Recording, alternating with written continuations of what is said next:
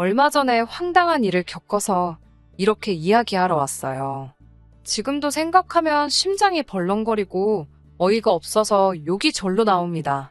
이제 갈라서서 남보다 못한 인간, 남의 편이라서 남편이라고 한다더니 그 말이 딱이네요. 남편과 저는 같은 중학교를 졸업한 선후배 사이입니다. 이후로는 오랜 시간을 오빠 동생으로 지냈고 그러다 20대 후반이 되어서야 사귀는 사이가 되었지요. 다른 연인들처럼 투닥거리는 시간도 있었고 다신 보지 말자며 헤어짐을 고한 순간도 있었습니다만 결국 2년의 연애 끝에 부부의 연을 맺게 되었네요. 길다면 긴 시간 동안 남편과 알고 지냈고 종종 만나기도 했었지만 결혼 이야기가 본격적으로 오가기 전까진 단 한 번도 시댁 식구들을 만난 적은 없었습니다. 사실 한동안은 사귀면서도 비밀로 했었는걸요. 워낙 알고 지내는 사람들 중에 겹치는 사람들이 많아서 헤어지기라도 하면 어쩌나 걱정이 컸기 때문이에요. 솔직히 사람 일이라는 게 어떻게 될지 한치 앞을 모르잖아요. 결혼할 나이까지 된 마당에 솔직히 사람들 입에 오르내리고 싶지도 않았고요. 하지만 사귄 지 1년쯤 지나면서는 주변 사람들이 눈치를 챘고 그러다 본격적으로 결혼 이야기가 나오면서 시댁 식구들과도 만날 수밖에 없었네요. 처음에 시댁에 인사를 갔던 날입니다. 같이 점심이나 먹으며 친해지자는 어머님의 말씀을 남편을 통해 들었던지라 식사 후 디저트로 먹을 과일과 아버님이 좋아하신다는 중저가 양주 한 병을 사들고 찾아갔어요. 그런데 점심 초대를 받아 간 것인데 막상 도착한 시댁에는 아무것도 준비가 되어 있지 않더라고요. 어머님께선 남편에게 제 이야기를 많이 들으셨다며 특히 남편이 제가 집안일을 잘한다고 했답니다. 음식도 잘한다고요. 어이가 없었어요. 사귀는 동안 남편이 하도 졸라서 저희 집에 두어 번 놀러오는 걸 허락해준 적이 있었거든요. 그때 제 집을 보고는 정리가 정말 잘 되어 있다며 감탄을 하고 밥 좀 달라고 해서 있던 거랑 차려준 적이 있긴 하지만 그걸 뭐 한다고 어머님께 이야기를 한 건지 도통 이해가 되질 않았지요. 곧이어 어머님께선 저더러 같이 식사 준비를 하자고 하셨습니다. 생각지도 못한 상황에 당황한 제가 남편을 바라봤고 남편은 그런 저에게 한다는 소리가 얼른 가서 어머님을 거들어 드리랍니다. 처음 인사하러 온 자리에서 이게 무슨 상황인가 싶었지만 싫다는 소리를 못했어요. 어른들 말씀에 이건 좋고 이건 싫다고 의견을 내는 일이 쉬운 일은 아니잖아요. 심호흡 한번 하고 부엌에 가니 어머님께선 기다렸다는 듯이 이것저것 잔심부름을 시키셨습니다. 시쳇말로 까라면 까야지 제가 뭘 어쩌겠어요. 기왕 하는 거 좋은 마음으로 하자고 스스로를 달래며 어머님을 도와 점심상을 차렸습니다. 식사를 하며 이런저런 대화를 나누다 신우 이야기가 나왔습니다. 그렇지 않아도 신우는 어디 갔나 궁금하던 차였는데 어머님 말씀이 오늘 원래 오려고 했는데 아침에 갑자기 컨디션이 안 좋다며 못 온다고 했다대요. 신우는 서울에서 차로 4시간이 넘는 지방에서 살고 있어서 시댁엔 자주 오지 않아요. 운전면허가 있긴 하지만 20살이 넘자마자 땄고 이후로 한 번도 도로주행을 해본 적이 없다고 그러더라고요. 그래서 어쩌다 시댁에 오게 되더라도 신우 남편에게 부탁하거나 고속버스를 타고 온다고 들었습니다. 신우의 사정을 충분히 이해했기에 신우가 안 왔다고 해서 서운한 건 전혀 없었네요. 아무튼 식사를 마치고 거실에 모두 모여 앉으니 어머님께서 제가 사온 과일을 꺼내오셨습니다. 그리고는 당연하다는 듯 저에게 칼과 과일을 쥐어주셨는데 전 과일을 잘 못 깎거든요. 과일을 엄청 좋아하는 편도 아니고 보통 껍질째 먹을 수 있는 과일은 껍질째 먹어요. 쑥스러운 이야기지만 키위 같은 경우에도 저는 껍질을 까는 게 아니라 반딱 잘라서 수저로 퍼먹는 식이라 잠깐의 고민 끝에 못하는 건 못한다고 하는 편이 좋겠다 싶어서 솔직히 말했어요.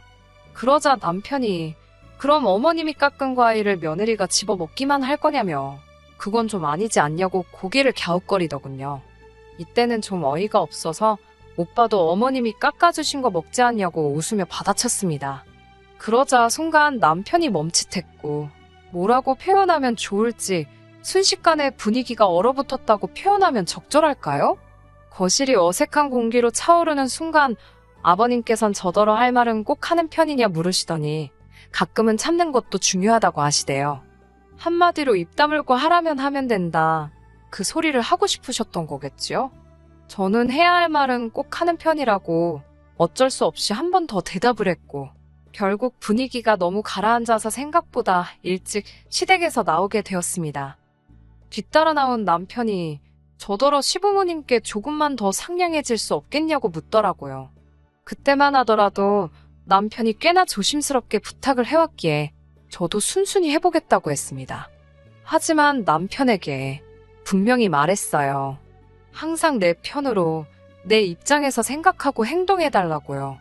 어머님, 아버님이 무리한 부탁을 하시면 오빠가 적절한 선에서 컷해주고 막아줘야 한다고 당부했지요. 남편은 알겠다고 자기만 믿으라 했고, 정말이지 순진하게도 그 말만 믿고 결혼했습니다.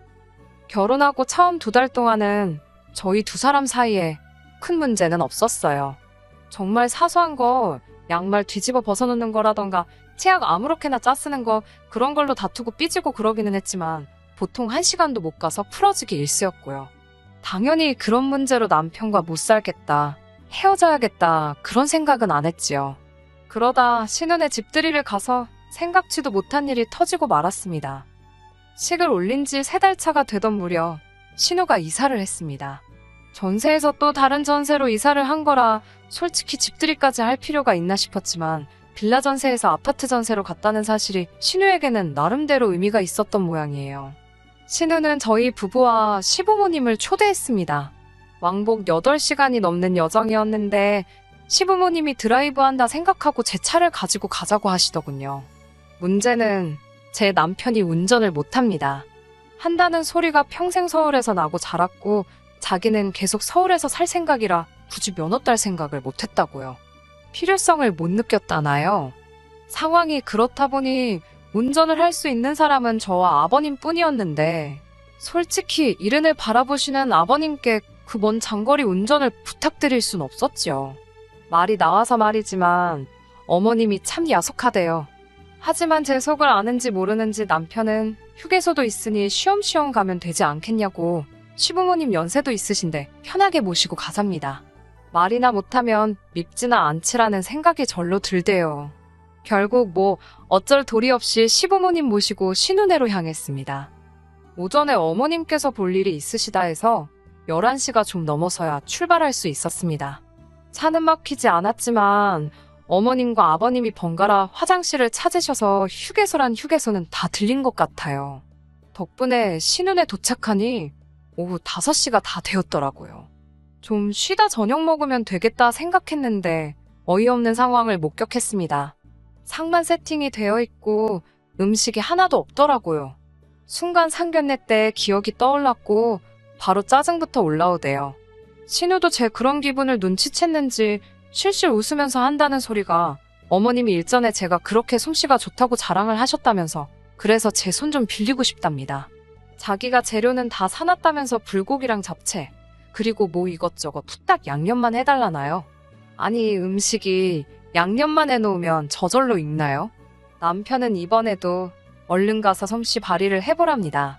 정말 내키지 않았고 하기 싫었지만 그래도 온 식구가 모여서 저렇게 뭐가 좋다고 희희낙낙 거리는데 찬물 끼얹어 뭐하나 싶어서 꾹 참고 양념만 해줬습니다.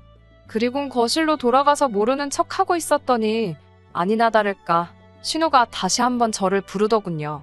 같이 얼른 마무리해서 빨리 식사하자고, 아버님 배고프실 것 같다고요. 저도 배가 많이 고팠기에 나오는 욕을 참아가며 도와줬네요. 그렇게 식사를 마치고 어머님 아버님은 피곤하다며 방으로 들어가셨습니다. 거리가 멀어서 신혼에서 자고 가기로 한 상황이었거든요.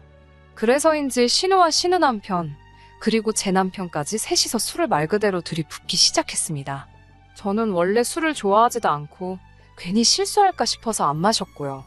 셋 다 슬슬 취하기 시작해서 별 쓸데없는 이야기나 해대길래 전 먼저 자려고 방에 들어왔지요. 하지만 자는 환경도 달라졌지. 방문 밖에선 셋이서 부어라 마셔라 떠들어대지. 집이 무슨 운동장만한 것도 아니고 시끄러워서 제대로 잠을 잘 수가 없었습니다. 5시간 넘게 운전대를 잡고 있었던 데다 오자마자 음식을 해대서 온몸이 저리고 아픈데 정신은 말똥말똥하니 환장할 노릇이었지요. 간신히 새벽이 돼서야 잠에 들었네요. 하지만 몇 시간도 채 자지 못하고 눈을 떴습니다. 남편이 흔들어 깨워댄 탓이었지요. 무슨 일이냐니까. 자기가 지금 화장실 다녀왔는데 어머님이 어제 우리가 먹은 술상을 치우고 계시다며 저더러 나가서 도와드리랍니다. 자다가 정신이 확 들어서 왜 우리가 먹은 술상이냐고, 난 술 한 잔도 안 마셨다고 당신이 가서 도와드리라 했어요. 그러자 남편이 장난하지 말고 빨리 가서 도와드리랍니다. 신혼에 와서 자기가 어떻게 설거지를 하냐고 자기 체면이 있지 않냐면서요. 저도 짜증이 나서 내가 지금 신혼에 부엌일 하러 왔냐고 한마디 쏴붙이곤 돌아 누워버렸습니다. 그랬더니 남편이 뒤에서 어지간히 꿍시렁거리더라고요. 그러던지 말던지 무시하고 있었지만 왜 그럴수록 안 듣고 싶은데 더 잘 들리는 경우가 있잖아요. 그때가 딱 그랬어요. 어머님이 설거지를 하시는지 물소리도 콸콸 들리고 남편이 바깥 동태를 살피는지 방문이 열렸다 닫히고, 솔직히 그냥 도와드릴까? 그런 생각을 안 한 건 아니었어요. 하지만 그 오랜 시간을 운전하고 왔는데 남편이고 시부모님이고 누구 하나 저한테 고생했다 말해준 사람이 없었거든요. 오히려 운전이 거칠어서 속이 울렁거렸다는 소리나 들었지요. 그런 생각을 하니까 이불 밖으로 한 발자국도 나가기 싫더라고요. 그런데 남편이 다시 저를 흔들어 깨웠습니다. 제가 진짜 그만하라니까 지금 어머님이 아무래도 아버님 아침 식사를 차리시는 것 같다며 이제 빨리 나가서 국이라도 끓여드리라고 성화였지요. 너무너무 화가 나서 집주인도 자는 마당에 내가 왜 남의 집 부엌 살림을 뒤지냐고 싫다고 했어요. 그러자 남편은 신우는 그런 거 신경 안 쓸 거라면서 빨리 가서 어머님을 도와드리랍니다. 이때는 저도 조금 커진 목소리로 싫다는데 왜 이러냐며 화를 냈고, 남편은 남편대로 며느리가 어머님 돕는 게 당연한 거 아니냐며 진짜 저더러 너무 한다대요. 어머님 혼자 고생하시는데 누워있는 며느리가 세상 천지에 어디 있냐고요. 아니, 신우도 누워있고 신우 남편도 누워있고 지금 당신도 이러고 있는데 왜 나만 달달 볶냐고 그만하라고. 그때 방문이 열렸습니다. 아버님이셨어요. 저랑 남편 둘 다 깬 걸 보셔놓고는 저한테만 해가 중천인데 아직도 그러고 있냐며 나와서 어머님을 도와드리라셨습니다.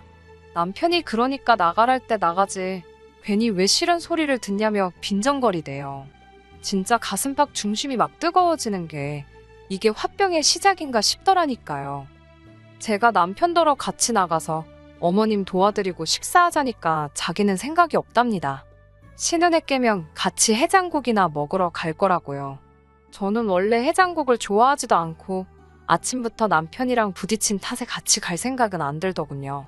게다가 쓸데없는 입씨름을 해댔으니 입맛은 입맛대로 없었고요. 한편 어머님께선 뭐가 그렇게 못마땅하신지 식사 내내 저를 쳐다도 안 보시고 말 한마디 안 거시대요. 식사를 마치신 어머님께서 일어나시면서 설거지는 저더러 하랍니다. 솔직히 어찌됐건 좀 전에 안 도와드린 게 마음에 걸려서 설거지는 제가 할 참이었어요. 그런데 너무 당연하게 저더러 하라시니까 이게 단순히 서럽고 서운하고 그런 감정이 아니라요. 진짜 아니 내가 이 집 식모도 아니고 왜 나한테 저러시지 그런 생각부터 시작해서 별의별 생각이 들더라니까요.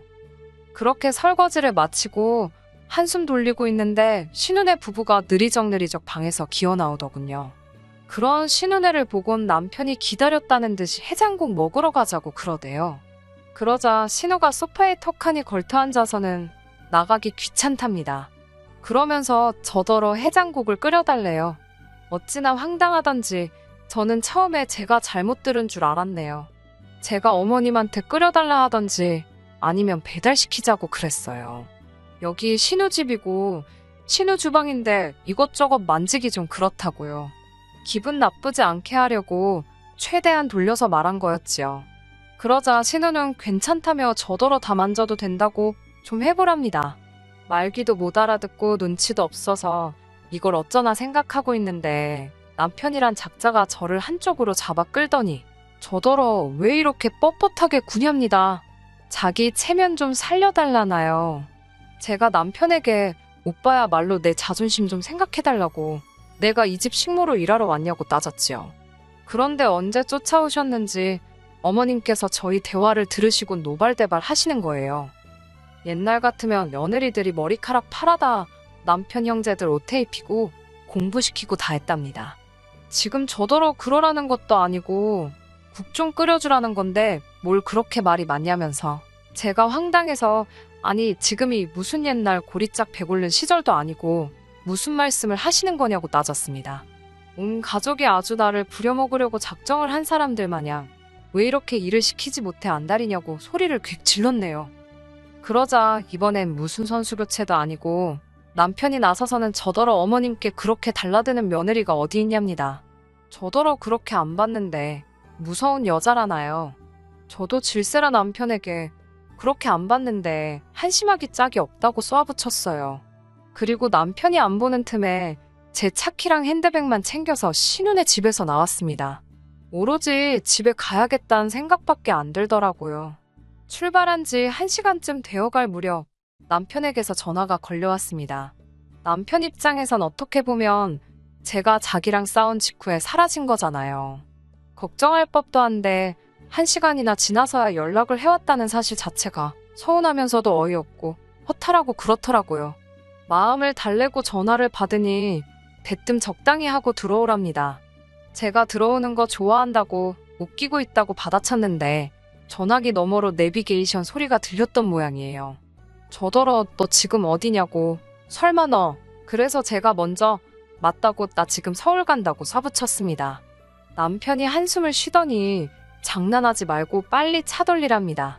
고속도로에서 차를 어떻게 돌리냐고 이 무식한 인간아 제가 한껏 빈정거리며 대답을 해줬어요. 그제서야 남편도 상황이 심각한 걸 눈치챘는지 진짜 왜 그러냐면서 일단 와서 이야기하잡니다. 하지만 것도 얼마 못 가 회유가 안 통한다는 걸 눈치챘는지 악을 쓰기 시작했어요. 그러고 가면 시부모님께서 절 가만두지 않을 거라는 둥, 저 하나 때문에 지금 얼마나 많은 사람이 고생하게 생겼는지 아냐는 둥. 처음엔 약올은 남편 목소리 듣는 게 꼬스워서 들고 있었지만 들을수록 귀만 아파서 전화 그냥 끊어버렸습니다. 집에 오자마자 제가 한 일은 남편의 짐을 정리한 거예요. 주택 문제로 이런저런 가능성을 열어두고 있다 보니 결혼식 전에 집을 구하지 못했어요. 하지만 결혼식 하라고 받아놓은 날짜가 있었으니 일단 식부터 올리고 급한 대로 제가 살던 오피스텔에 신혼살림을 차린 상황이었지요.